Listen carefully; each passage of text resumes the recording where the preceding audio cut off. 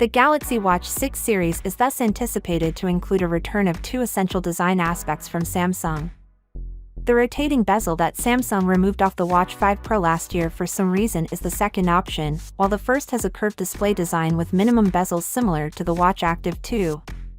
Now that OnLeaks has shared the first image of the Galaxy Watch 6 Classic, which does in fact have rotating bezels, he can confirm that the rumors are accurate.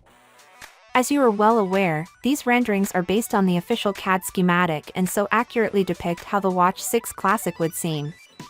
As you can see, it resembles the Watch 4 Classic almost exactly, even down to the width of the bezel and the frame's design.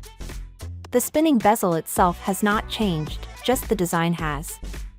The Watch 4 Classic is less similar to it and more similar to the Watch 5 Pro. Everything else, though, seems to be the same apart from that. Does it imply that rumors that we will get this time around slimmer bezels were untrue?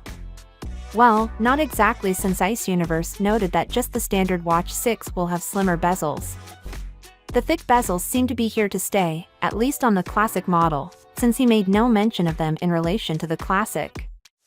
Users who desire the functionality must make a trade-off since the process prevents them from using slimmer bezels. Similar to the Watch 5 Pro, this modification also has a magnetic clasp. Buckle clasp was included on the Watch 4 Classic. The Watch 6 lineup's features include a constant check for arterial fibrillation, which essentially identifies abnormal heartbeats and may even save lives. The features are included in the watch models 4 and 5, however they need manual operation. Here, it happens automatically. The Watch SI's ability to identify a fib automatically will be a game changer and save lives, especially given that the condition has no symptoms. The Watch 5 Pro's chipset has been replaced with a new 5nm one that is 10% quicker. Both a larger battery size and a more effective CPU are included for longer battery life.